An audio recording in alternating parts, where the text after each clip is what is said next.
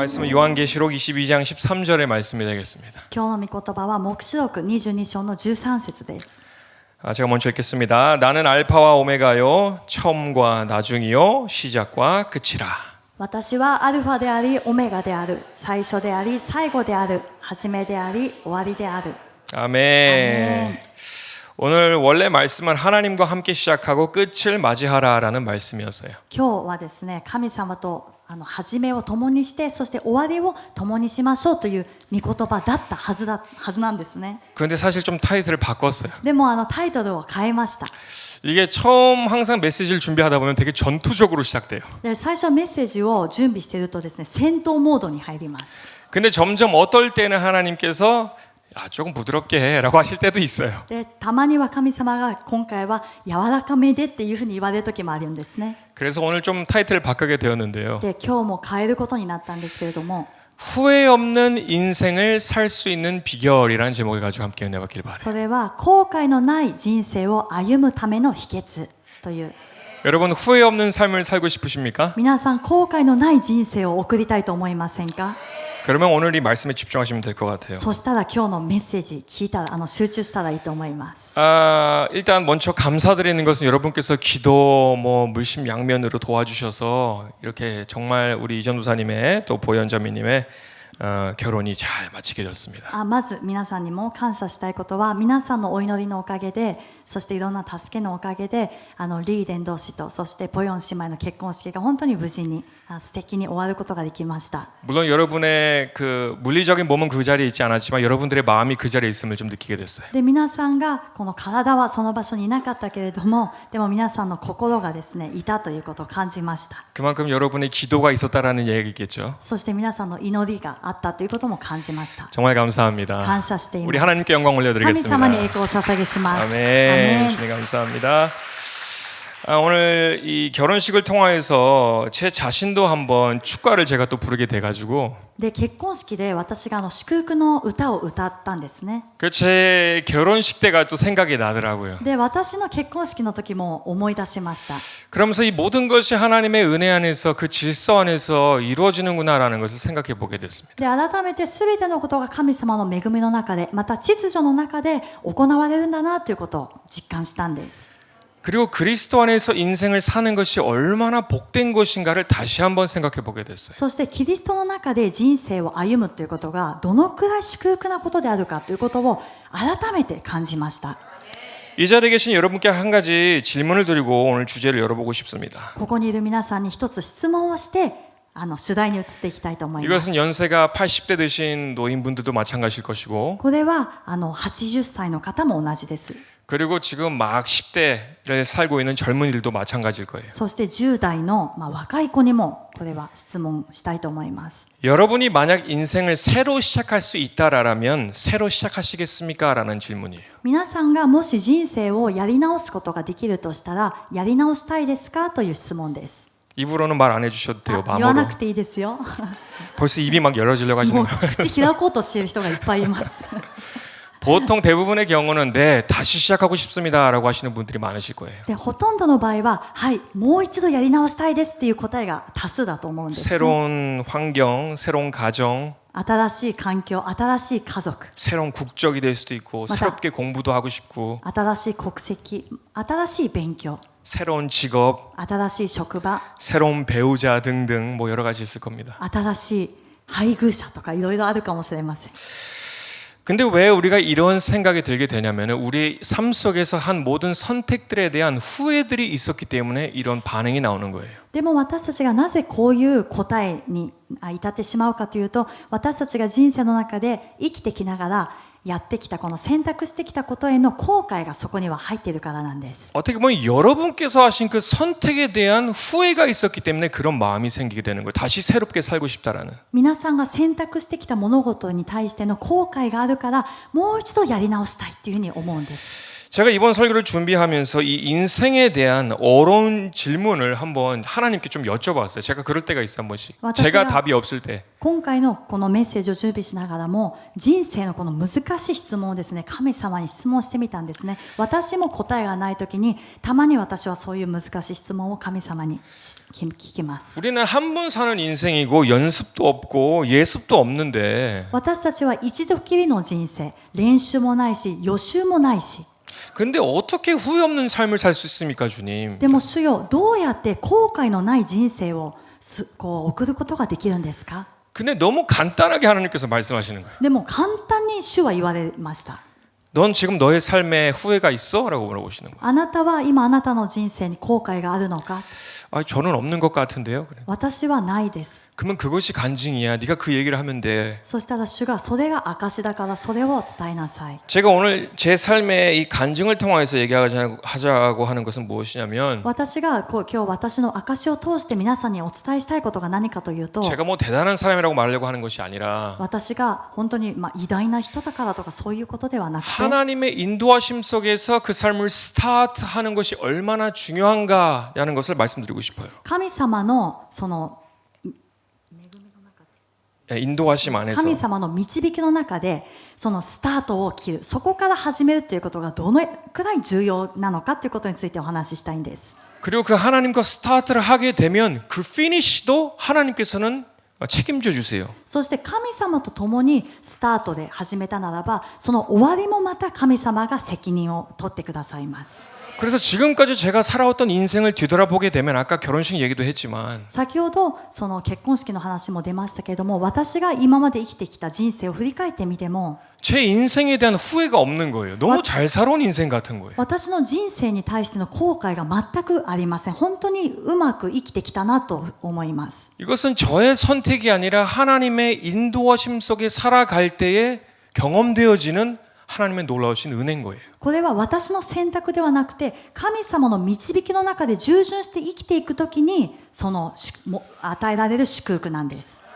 여러분들 혹시 이런 생각 없으셨어요? 제가 주님을 만나기 전에 나의 모습과 지금 열심히 하나님의 뜻 안에서 살려고 하는 나의 지금의 모습을 비교해 봤을 때 얼마나 달라졌는가? 皆さんこういう疑問を持ったことはありませんか？皆さんの姿がイエス様に出会う前に自分で生きてきた時の姿とイエス様に出会ってから一生懸命変わろうとしている姿を比較してみた時にどのくらい変わったのか。 예전에 나의 삶 속에서 이것이 나의 삶의 목적이다, 비전이다, 꿈이다라고 생각했는데 以前生きていきながらこれが私の人生のビジョンだ、夢だ、目的だというふうに思っていたもの。 근데 그런 것들을 지금 보게 되면 너무 가치가 없어 보이게 느껴지는 거예요. でもそれがイエス様に出会ってからの視点で見てみるとあまりにも価値がないものに見えます。 그리고 지금은 너무나 위대한 것을 향해서 달려가고 있기 때문에 삶의 후회가 없게 되는 거예요. そして今は素晴らしいものを目標にして走っていっているから人生に後悔がありません。 저는 사실 신학교를 다니면서도 제가 목회자가 되는 것에 대해서는 참 좀 부정적인 생각이 있었어요. 私は進学校を通っていながらも私が牧会者になるということに関しては否定的に思っていました。 왜냐하면 너무나도 목회자가 이미 많았기 때문에 미국 같은 경우는 한국에서 같은 경우도 アメ 그렇죠. リカ、韓国にはもうすでに牧会者がたくさんいます。 그래서 전 차라리 이 지역 교회들을 재정적으로 도울 수 있는 좀 비즈니스맨이 되자라는 생각이 전 컸어요. で私は地域教会、小さい教会を経済的に財政的に助けるビジネスマンになろうっていうのが夢でした。 그래서 한마디로 돈을 많이 벌어서 一言で言えばお金をたくさん稼いで 이 어려운 지역 교회들을 돕고 今苦しんでいる地域教会を助ける。 이 선교하는 곳에 재정적으로 힘쓰는 사람이 되자. 이것이 저의 하나님의 뜻이라고 저는 생각을 そ 했어요. して宣教費をたくさん送ってですね、そこに手助けしたいというのが私が思うその神様から与えられた夢だと思っていたんです。 저는 근데 되게 개인적으로 제가 단지 성공을 하고 돈을 많이 벌고자 하는 그런 꿈은 없었어요. で私は本当に個人的に私が成功してお金をたくさん稼ぎたいという個人的な夢はありませんでした。 제가 그 어려운 교회에서 자라봤고 경험해봤고 많은 이야기들을 들어봤기 때문에 누군가는 이것을 해야 된다라는 생각이 많았어요. 私が宣教師でその苦しい教会にいたことがあるし、その全ての苦しみを経験していたからこそ、誰かがこの財政的な助けはしなければならないというふうに思ったので、私がやろうと思ったんです。 그리고 지금까지 제 생각은 이 하나님께서 제가 한번 완전 깨지게 되는 사건이 있는데 で、人生の中で私が本当に砕かれる出来事があったんですね。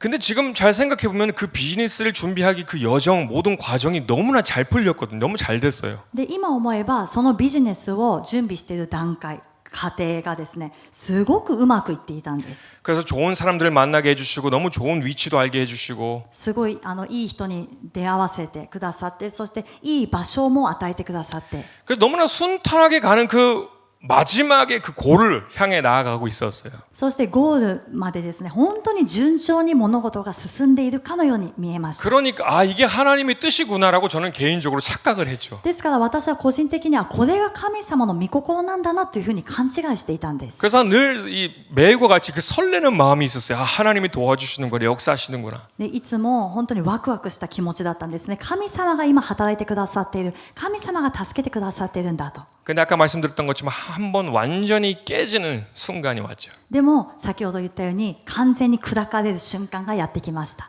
아 저와 같이 동업을 하고자 하는 그분도 목사님 아들이셨고 で一緒にその働こうとしていたその方もまた牧師先生の息子だったんですね。 그리고 같은 비전을 가지고 있었기 때문에 너무나도 신뢰했던 분이었는데 で同じビジョンを持って走ってきたのでとても信頼していました。 근데 갑자기 이제 연락 두 자리 되고 그냥 가버리신 거예요. 없어지신 거예요. 그냥 で 바람과 も 같이. その全ての準備が整った段階で連絡が途絶えていなくなってしまったんです。 그리고 제 인생의 처음 흑역사를 그때 경험하게 됩니다. で私の人生の黒歴史がそこで経験されたんですね。 3일간을 침대에서 일어나질 않았어요. 3日間本当に部屋に閉じこもっていました。 근데 보통 이상한 게 항상 3일이라는 시간이 걸려요. 그렇죠? なぜ3日っていうなのか。 結構普段 성경적도 늘 3일 후에 무슨 사건이 일어나잖아요. 그죠? 3日後に蘇られたとか3日という。 그래서 저도 3일간 누워서 아무런 생각이 없었어요. 그냥 너무나 낙심하고 좌절했어요. で私は3日間横たわってですね、何の希望もなくて落胆失望の中にいました。 그리고 근데 입술은 살아 있었죠 항상. 그래 뭐- 입술이 문제예요. 唇は動く生きてるものなので唇が問題です。 온몸은 힘이 없는데 입술만 힘이 있어요. 体はもう力がない。でも唇は力がある。 불평불만 계속 하나님께. 不平不満が出てくるんです。 하나님 이게 뭡니까? 神様一体これは何でしょうか。 이게 하나님의 나라와 의를 위해서 지금 준비하고 있었던 일인데 왜 이러십니까? 神様の国とその義のために私は準備してきたのにこれはどういうことでしょうか。 그렇게 불평불만을 하고 있는데 마음 주시는 생각이 뭐냐면 でそのようにつぶやきがいっぱいだったんですけども、心にくださった思いが、 내가 너에게 더 좋은 것을 주었다라는 거예요. 私はあなたにもっと良いものを与えたと言われたんです。 그리고 짠 하면서 보여주시는데 뭐냐면 じゃーんって見せてくださったのが 여기 우리 아내 얼굴이에요. 妻の顔だったんですね。 근데 우리 아내로 비롯해서 저에게는 하나님께서 새로운 삶의 시작이 있었으면 저는 말씀드리고 싶어요. でその妻に出会ったことをきっかけに、私は神様が導かれるその新しい人生のスタートが始まったと信じています。 그러니까 한번 중요한 것은 뭐냐면 한번 박살이 나야 돼요. 박살이 나지 않으면 새로운 시작을 할 수가 없어요. 重要なポイントはどこかというと、一度完全に砕かれるというところです。完全に砕かれなければ新しいスタートを切ることはできません。 하나님께서는 조금 고장난 그 부분만을 고쳐서 쓰시는 분이 아니세요. 神様はちょっと壊れた部分だけをバンドエイド貼って何か使うということはないんですね。 하나님은 창조의 하나님이세요. 神様は創造主です。 새롭게 모든 것을 시작하시고 창조하시는 분이세요. 新しくすべてを始められる、そして作られるお方です。 그래서 우리가 하나님 안에서 새롭게 시작하려면 완전 박살이 나야 돼요. ですから 가루처럼 돼야 돼요. 私たちが神様の中で新しく始めようと思うならば、粉々にならなきゃいけないんですね。完全に砕かれる必要があります。 잠언 16장 9절의 말씀을 보시면 이런 말씀이 있어요. 箴言16章の9節。 사람이 마음으로 자기의 길을 계획할지라도 그 걸음을 인도하시는 자는 여호와시니라. 人は心に自分の道を思い巡らす。しかしその人の歩みを確かなものにするのは主である。 아멘. 저는 제 인생의 최고가 뭔 줄 알 거라고 저는 스스로 착각을 했어요. 私は自分の人生の最高なものが何であるかということを知っているというふうに勘違いしていたんです 그리고 ね。 이것이 하나님의 뜻이다라고 혼자 생각을 했어요. そして一人でこれが神様の御心だというふうに思っていました。 이것이 가장 행복한 삶이라고 스스로는 생각했어요. これが一番幸せな道だというふうに一人で思っていまし 근데 た。 하나님은 No, 그게 아니야. でも神様はノー、それは違うよ。 너에게 더 좋은 것을 줄 거야. あなたにはもっと良いものを与えるよ。 아멘. 여러분의 인생에도 더 좋은 것이 있기 때문에 여러분을 이 자리에 부르신 거예요. 皆さんの人生にもさらに良いものがあるから皆さんをこの場所に呼んでおられます。 아멘. アメン。 전 그렇게 꿈이 산산조각 나고 나서 새로운 인생의 시작을 시작했습니다. 私はそのように自分の夢が粉々に砕け散った後、新しい人生が始まりました。 그리고 저는 지금 제 인생을 생각해 보면 되게 기적적인 것이 뭐냐면 そして私は今自分の人生を見てみて本当に奇跡だなと思うことは 제가 만약에 제 개인적인 계획 속에 살고 또 잘 됐다 할지라도 私がもし自分の計画の中でうまく生きていって、そして全てがうまくいっていたとしても 잘 돼도 후회가 있을 것을 제가 알아요. うまくいっていたとしてもきっと後悔していただろうなっていうのを私は分かります。 그리고 안 되면 더 후회를 많이 할 것도 알아요. そしてうまくいかなければいかなかったでもっと後悔するということも知っています。 그래서 지금 저의 인생이 최고의 삶이라고 저는 이미 알고 있는 것이에요. ですから私は今の私の人生が最高のその人生だということを私はすでにそれを感じています。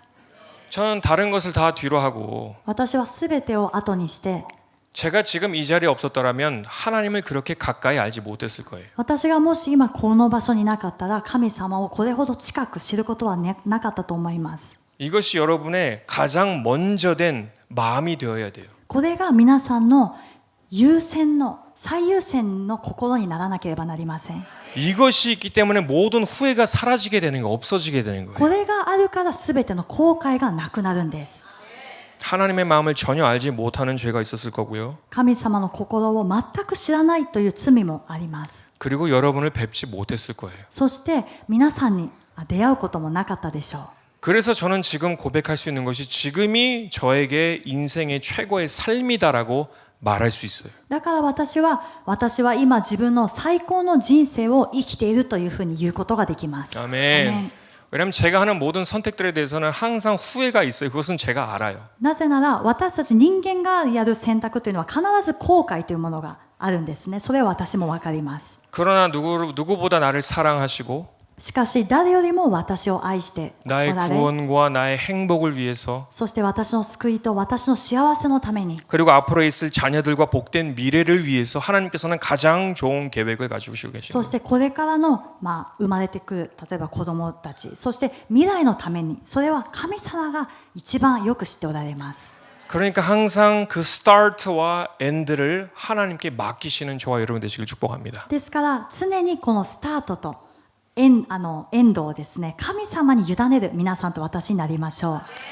우리가 에덴 동산의 이야기로 돌아가 보면 이 선악과를 따먹는 아담과 하와가 있잖아요. エデンの園の話に戻ると、こう善悪の知識の実を食べてしまったアダムとエバが出てきます。 그래서 우리는 이 불순종에 대해서는 잘 다루는데 이야기를 하잖아요. 설교에서도. でメッセージの中でも私たちはこの不従順に関してはよく聞きます。 그럼 이 선악과는 도대체 뭐길래 인간이 보기 이렇게 매력적이었는가를 우리가 생각해 보길 바래요. でこの善悪の知識の木の実はなぜこう人間が見てこう魅力的だなというふうに思ったんでしょうか。 그래서 성경을 보면 먹음직스러워 보였다라고 해요. こう食べたいな、好ましかったというふうに書いてあり 그리고 ます。 보암직스럽게 보였다라고 말하죠. 食べてみたくなるような、そういうこう魅了されるんです。 근데 이 실과의 정체를 보게 되면 우리가 얼마나 지금도 많이 선악과를 따먹고 있는가를 알게 될 것이에요. しかしこの本当の姿というのを私たちが悟ると、今も私たちがどのくらい善悪の知識の木の実を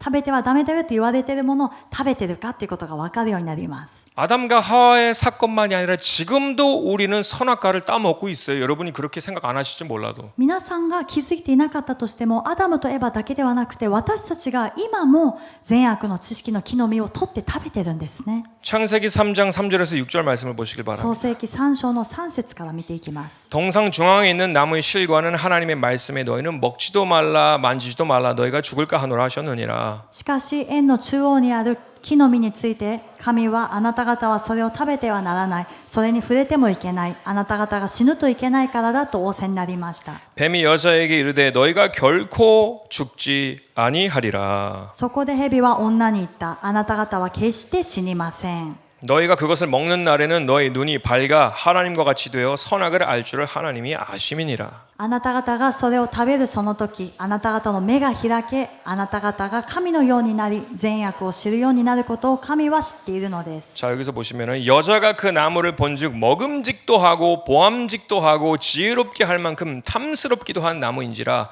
여자가 그 실과를 따먹고 자기와 함께한 남편에게도 주매 그도 먹은지라. そこで女が見ると、その木は誠に食べるのによく、目に親しく賢くするというその木はいかにも好ましかった。それで女はその実を取って食べ、一緒にいた夫にも与えたので、夫も食べた。 아멘. アメン。 자, 사단이 여기서 하나님과 같이 되어 선악을 알 줄을 하나님이 아심이니라라고 말하고 있습니다. こう悪魔はあなた方がそれを食べると神のようになるということを神様が知っておられるというふうに言いました。 근데 우리가 하나 인정해야 되는 것은 무엇이냐면 사단의 말은 거짓이 아니에요. 이 부분에 대해서는. でも一つ認めなきゃいけないのは、サタンのこの部分、この言葉の部分はこれは偽りではありません。 실과를 먹게 됨으로 선악을 스스로 판단하는 그런 지혜를 얻게 되었어요. この善悪のその木の実を食べることによって善悪を私たちが判断するという知恵がついてしまいます。 그러니까 하나님께서 모든 것을 나의 대신 판단해 주셨는데 이제는 내가 스스로 판단하는 것이. 今までは神様がその善悪をすべて私たちの代わりに判断してくださったのに、食べてしまったからこれからは善悪を自分で判断しなければなりませ 그래서 ん。 하나님께서는 아담과 하와를 만드실 때 이것은 먹어, 이것은 즐겨도 돼, 먹지 마, 먹으면 안 돼라고 이미 판단을 해 주셨어요, 하나님이. ですから神様がアダムとエバを作られた時に、これは食べていいよ、これは楽しんでいいんだよ、これは食べてはダメだよっていうふうにこれを判断してくださったんですね。 근데 그 선악과를 먹게 됨으로써 내가 스스로 이제는 판단의 기준이 되는 것이에요. しかし善悪の木の実を食べることによって自分がこの基準の判断の基準になりました。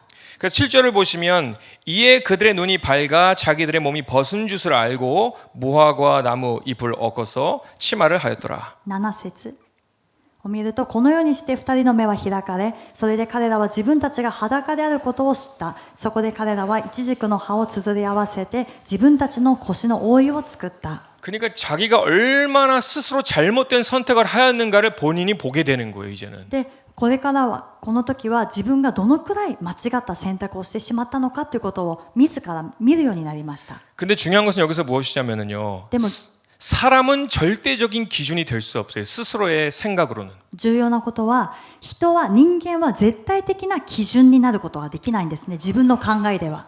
마치 법에 대해서 법자도 공부하지 않은 사람이 심판이 되는 거나 마찬가지예요. それは法律を勉強したことない人が裁判官になるようなのと同じです。 그러니까 엉망진창으로 막 판결을 내리는 거. 이것이 좋다, 이것이 나쁘다라고. だから自分の考えで判決を下します。これはいいんじゃないかな、これは悪いんじゃないかな。 오직 하나님의 말씀만이 완전하시고 의로우십니다. ただ神様の御言葉だけが完全であり正しいです。 아멘. 아멘. 제가 좋은 예를 하나 드릴게요. 제 좋습니다. 경험이었는데. 例えを話しますね。私の経験からの。 우리는 보통 전자제품이나 어떤 조립기구를 사잖아요. 장난감이 될 수 있고요. まあおもちゃにもあるし、何か電気製品というものを電化製品を買った時、 그러면 그 물건을 사면 반드시 매뉴얼 종이가 따라오죠. この何か物を買うと必ず説明書というものがついてきます。 한 번은 여러분들 중에는 저 같은 남자가 있을지 모르겠어요. 皆さんの中でも私のような種類の男性がいるかもしれません。 저는 공구를 사실 되게 좋아해서 私は何かこう組み立てたり工具っていうのが大好きなんですね。 자신감이 있잖아요. ですから自信があります。 그래서 물건을 사면 何か買うと 가장 먼저 버리는 게 설명서예요. 一番最初に捨てるのが説明書なんですね。 스스로 막 이건 이 정도 하면 되지 뭘 この 딱딱. くらいは自分でできるだろうと思って。 근데 항상 문제는 뭐냐면 でも問題は何かというと、 항상 나사가 남아. ネジがなぜか残ってるんですね。 레지가 남으면 안 되는데 항상 남아. 残っちゃいけないネジがなぜか残ってます。 그 괜찮지 이 정도면 딱 튼튼하잖아. まあ見た目はですね、壊れないし、まあいいんじゃないかな。 근데 괜찮은 것 같아요. 봤을 いや 때. 見た目は完璧に見えます。 근데 한 달이 지나고 두 달이 지나고 1년이 지나면 점점 이상해져요. でも1ヶ月2ヶ月また1年というふうに過ぎていくとだんだんちょっと歪んでくるんですね。 우리 딸들을 위해서 이 조립형 키친 카운터를 한번 산 적이 있는데 で娘たちのためにキッチン子供のキッチンを買ったことがあり 이 ます。 딸들한테 잘 보여야 되니까 열심히 만들었어요. 막. で娘のためだと思って一生懸命組み立てました。 그 딸들이 이거 저기 설명서 봐야 되는 거 아니냐고. パパこれ見なくていいの？ 아 괜찮아 버려도 돼. 大丈夫捨てていいよ。 일하나 いらない。 딱 만들었어요. 作りました。 근데 점점 카운터가 기울더라고. なぜか歪んでるんです。 아 그래서 제가 조금 그때 경험을 했어요. 아 이렇게 하면 안 되겠구나. でその時分かりました。あこれダメだなと。 그걸 버리고 でそれはまあ古くなったので捨てて。 나중에 크리스마스 선물로 이제 할아버지 할머니가 아주 좋은 이제 키친 카운터를 새로 사주셨어요. それでクリスマスの誕生日になった時に数年前におじいちゃんおばあちゃんから新しいキッチンをもらったんですね。 그때도 좀 조립할 게 많아가지고 그냥 하면 되지 뭐라고 생각했지만 でその時もすごい組み立てに時間がかかるものだったので今までどうでやろうかなって思ったんですけども 아 근데 이제 그 경험이 있으니까 하나씩 다 따라했어요. でも経験があったので一つ一つ説明書を見ながらやりました。 그리고 레지 하나도 더 이상 남지 않았어요. それでネジ一つも残さず完成したんです。 아주 튼튼하게 만들었어요. すごく頑丈に作ったんですね。 몇 년이 지나도 그대로. で何年が経ってもそのままです。 한 번씩 시아 샤로니가 그 키친 카운터에 앉아요. 무게가 좀 있잖아요. で娘たちがそのキッチンにですねたまに腰掛けたりするんですけども 근데도 튼튼해요. 전혀 움직임이 そ 없어요. れでも頑丈になっています。 여러분 우리가 우리 인생을 잘 계획해서 선하고 악한 것이 무엇인지 私たちが人生を計画してそして善悪が何であるか 좋고 그릇된 것이 무엇인지 良いもの正しいものは何であるか 아 이렇게 하면 잘 될 것 같고 이렇게 하면 잘 안 될 것 같고 여러분 머릿속으로 생각을 할 수는 있잖아요. 계산할 수 있잖아요. そしてこうなったら良くなるしこれをやったら良くないかなっていうのは私たち頭の中でこう想像して計算することはできます。 근데 여러분 꼭 이거를 크리스찬이라면 하나 아셔야 되는 게 있어요. でもクリスチャンであるならば必ず知らなければならないことがあります。 우리는 처음부터 뭐가 좋은지 알지 못하는 사람이에요. 私たちは初めから何が完全に良いものなのかを知らない存在なんですね。アメン。 왜냐면 과거와 현재를 살지만 미래를 알지 못하는 사람이에요. なぜなら過去と現在は生きてるけれども未来は知らない人間です。 그래서 스스로 선택하고 나서도 맨날 후회하는 게 인간이에요. 그래서 본인이 좋다라고 생각했는데 自分の選択で選んできたのにそれでも後悔するのが人間なんです。 근데 여러분 왜 그런 후회를 하시면서 스스로 그렇게 자신 있다라고 생각하세요? 저는 그게 이해가 안 돼요. でも皆さんそのように 맨날 後 후회하면서 悔いつも後悔しながらもそれでも自分の力で自信を持って生きてるっていうのは理解ができません。 그것은 절대 우리에게 좋지 않은 안 좋은 지식이자 습관입니다. それは私たちに決して良いものではない悪い習慣なんですね。 우리는 하나님께서 주신 매뉴얼이 있어요. 私たちには神様がくださった説明書があります。 이렇게 살면 너는 후회 없는 삶을 살 거야라고 주신 매뉴얼이 있어요. この 인생 ように 매뉴얼. 生きていくならばあなたは後悔しない人生を生きるよというこの人生のマニュアル本があります。 이 말씀대로만 살면 너는 최고의 삶을 살 수 있고 많은 축복을 받을 수 있어라는 그 매뉴얼이 있어요, 여러분에게도. 御言葉の通りに生きていくならばあなたは多くの祝福を受けて全てがうまくいくよというそういうマニュアルがあるんですね。 그것이 바로 여러분의 손에 있는 또 핸드폰에 있는 성경이에요. それが皆さんの手元にあるそしてスマホの中にある聖書であります。 그런데도 많은 크리스천들이 아직도 스스로 실과를 먹어요. 이것이 좋은 것이고 이것이 나쁜 것이고 선한 과를 자꾸 따먹어요. それでも多くのクリスチャンは今も自らが善悪の木の実を取って食べてこれがいいのかこれが悪いのかと判断します。 근데 이 실과를 따먹는 게 얼마나 큰 문제냐면 하나님께서 보시기에는 でもこの木の実を取って食べるという行為がどのくらい問題であるかというと神様が見られるとき 바로 이런 반응이에요. 저는 하나님의 지혜가 필요 없어요. 하나님의 계획이 필요 없어요. 이 설명서는 필요 없어요. 저는. 私は神様の知恵が必要ないです。神様の計画も必要ないです。神様の説明書もいりません。 제가 마치 제 혼자 알아서 조립을 하렸던 것처럼 私が自分一人でこの工具を使ってやろうとしていた姿 내 인생에 가장 좋은 것을 내가 알아요 라고 하면서 하나님의 그 설명서를 거부하는 것이 私の人生の最も良いものは私が一番知っていますという形で神様のものを拒むことです。 여러분 꼭 기억하시길 바랍니다. これは必ず覚えておきましょう。 내 인생 설명서를 절대로 버리지 마시길 바랍니다. 私たちの人生の説明書を決して捨てないようにしましょう。 그게 없으면 우리 인생은 반드시 후회하게 되어 있습니다. それがなかったら私たちの人生は必ず後悔するようになっています。 아멘. アメン。 그래서 어떤 사람이 돼도 어떤 위치에 있어도 어떤 직업을 가지고 있어도 얼마나 돈을 많이 벌어도 나중엔 인생을 후회해요. でどのような立場の人でも職場でもそしてどんなにお金があったとしても人生の最後には後悔するようになっています。 왜냐하면 하나님께서 창조하신 하나님의 작품인데 그 작품의 뜻대로 살지 않았기 때문에 후회를 하는 것이. なぜなら神様が作られた神様の作品なのにその作品の通りに生きていかなければ後悔するようになっています。 하나님의 매뉴얼대로 살지 않으면 후회가 지금일 수도 있고 나중일 수도 있고 찾아오게 됩니다. 神様のマニュアル本通りに生きていかなければその後悔というのは今訪れるかもしれないし後で訪れるかもしれません。 마태복음 7장 24절에서 27절 말씀 보시면요. 여러분 잘 아시는 말씀이 있어요. マタイの7章の24節から見ていきます。 그러므로 누구든지 이 말 주님의 말씀을 듣고 행하는 자는 그 집을 반석 위에 지은 지혜로운 사람 같은 일이니 だから私のこれらの言葉を聞いてそれを行う者は皆岩の上に自分の家を建てた賢い人に比べることができます。 비가 내리고 창수가 나고 바람이 불어 그 집에 부딪히되 무너지지 아니하나니 이는 주초를 반석 위에 놓은 연고요. 雨が降って洪水が押し寄せ風が吹いてその家に打ちつけたがそれでも倒れませんでした。岩の上に建てられていたからです。 나의 이 말을 듣고 행치 아니하는 자는 그 집을 모래 위에 지은 어리석은 사람 같으리니 26절 また私のこれらの言葉を聞いてそれを行わない者は皆砂の上に自分の家を建てた愚かな人に比べることができます。 비가 내리고 창수가 나고 바람이 불어 그 집에 부딪힘에 무너져 그 무너짐이 심하니라.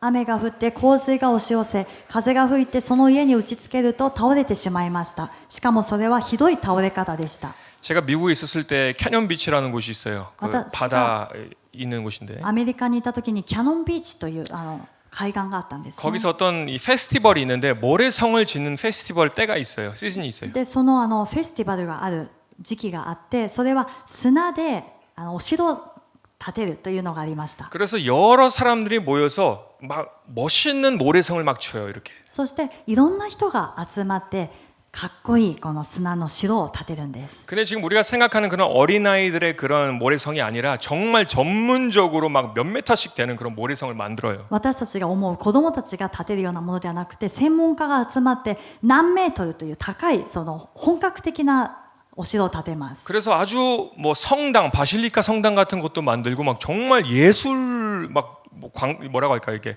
와 이렇게 놀라는 그런 모래집을 만듭니다. この聖殿のようなものも作って本当に誰が見てもわあ素晴らしいなと思うようなものを作ります。 근데 중요한 것은 그 모래성은 그 바닷물이 한번 쓸고 지나가면 없어져요. 아무리 튼튼하게 만들어도. でもその砂の城というのはどんなに高くきれいに作ったとしても一度波が押し寄せると全て崩れてなくなってしまいます。 그리고 그 사람들이 항상 그걸 만들 때마다 하는 생각이 있다라고 해요.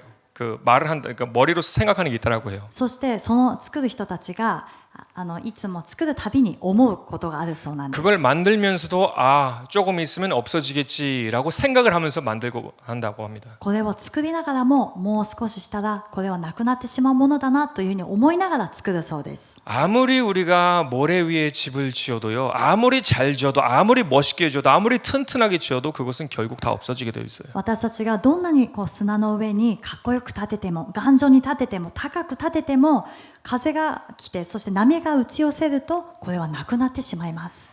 유일하게 남는 것은 하나님의 말씀 위에 나의 삶을 세우게 되면 그것은 영원한 것이 돼요. 唯一残るものは神様の御言葉の上に私たちの人生を立て上げるときにこれは永遠に残るものになります。 여러분들 중에는 어떻게 하나님과 다시 시작하지라는 생각을 가지시는 분들도 계실 것 같고요. 皆さんの中では私はじゃあどうすれば神様ともう一度スタートを始めることができるかなと思う方もいらっしゃる 시간이 と思い 너무 ます。 지났는데 이제 너무가 나이가 들었는데 어떻게 다시 시작해야 되는가 이렇게 좀 한탄하시는 분들도 있을지 모르겠고요. 時間が経ってしまった、そして年を取ってしまったというふうに落胆を覚える方もいらっしゃるかもしれません。 그래서 제가 오늘 말씀의 중요한 타이틀은 Start와 Finish예요. ですから今日の御言葉の重要な点はスタートとフィニッシュです。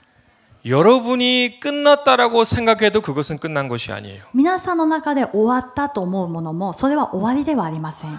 하나님께서 끝났다라고 하실 때 그때 끝난 것이에요. 神様が終わりだと言われるとき、それが本当の終わりなんです。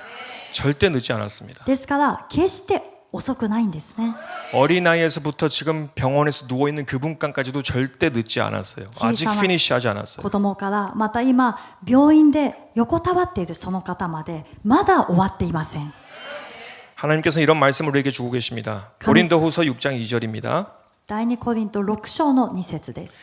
가라사대 내가 은혜 베풀 때에 너를 듣고 구원의 날에 너를 도왔다 하셨으니 보라 지금은 은혜 받을 만한 때요 보라 지금은 구원의 날이로다. 神は言われます。私は恵みの時にあなたに答え、救いの日にあなたを助けた。確かに今は恵みの時、今は救いの日です。 제가 아멘. 축가를 불렀는데 은혜라는 찬양이었어요. 私が結婚式で祝福のその歌を歌ったのが恵みという賛美でした。 내가 태어난 것도 자라나게 된 것도 내가 지금 살고 있는 것도 하나님을 섬길 수 있는 것도 다 은혜였다라는 찬양. 私が生まれたことも、そして幼い時も、そして今に至るまで主に仕えることができる、このすべてが主の恵みだったという賛美です。 아멘. 아멘. 지금 이 순간 숨을 쉬는 그 순간도 지금 하나님의 은혜예요. 今この瞬間、息を吸っている今この瞬間も神様の恵みです。 왜 하나님께서 아직 피니시 하지 않았어 라고 말씀하셨기 때문에. それは神様がまだ終わってないよと言われていることなんです。 아멘. 여러분 그 은혜를 꽉 붙잡길 바랍니다. 皆さんその恵みをしっかり握りましょう。 절대로 그 시작은 새로운 장소, 새로운 환경, 새로운 사람들에게 일어나는 것이 아니에요. 決してこの 극적인 변화가 일어나는 게 아니에요. 主の中での新しいスタートというのは新しい環境、新しい人、新しい家族、こういう場所の変化とかでもたらされるものではありません。 지금 그 자리에서 말씀을 선택하고 시작하셔야 돼요. 今置かれているその状況の中で場所で御言葉を掴んでスタートするんです。 여러분은 새로운 사람이기 때문에 모든 것을 새롭게 할 수 있는 존재들이에요. 皆さんは新しい人ですから全てを新しくすることができる存在です。 여러분을 통해서 가정도 바뀌고요, 학교도 바뀌고요, 회사도 바뀌고 다 바뀌게 되어 있어요. 여러분이 새롭기 때문에. 皆さんがいるから皆さんを通して家族が変えられて学校が変えられて職場が変えられるんですね。そこに皆さんがいるからです。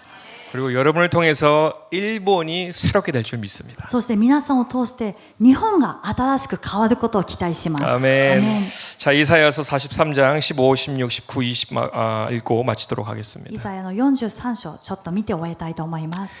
나는 여호와 너희의 거룩한 자요 이스라엘의 창조자요 너의 왕이니라. 私は主、あなた方の聖なるもの、イスラエルの創造者、あなた方の王である。 바다 가운데 길을 큰 물 가운데 첩경 걸을 수 있는 길을 내고 海の中に道を、激しく流れる水の中に通り道を設け。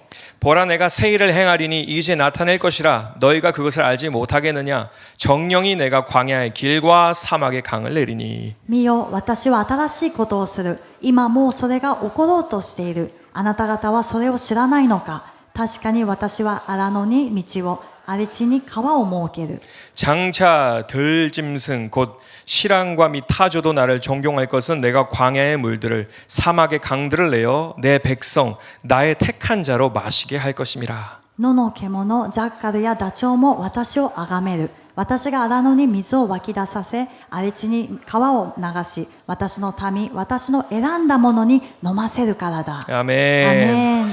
우리의 삶을 하나님께 맡겨드리길 바랍니다. 私たちのこの人生を主に委ねましょ 단순히 하나님 맡겼습니다 이게 아니에요. う。それは 여러분 丸投げして主に委ねますっていう意味ではなくて、 드렸습니다 맡겨드렸습니다 이게 아니에요. もう捧げました、主がどうにかしてくださいっていうことではないんです。 아까도 말씀드렸던 것처럼 말씀 위에 반석 위에 사셔야 돼요. そうではなくて、先ほど話したように御言葉の上に、岩の上に立てて生きていかなければなりません。 그리고 여러분은 절대로 후회라는 것을 알지 못하는 경험을 하지 못하는 그런 아름다운 하나님의 백성들일 줄 믿습니다. そういうふうに生きていくと、皆さんは決して後悔を味わうことがない美しい神の民になって生きていくことができるようになります。 아멘. 여러분을 アーメン 축복합니다. 皆さんを祝福します。 우리 같이 お祈り 기도하시겠습니다. します。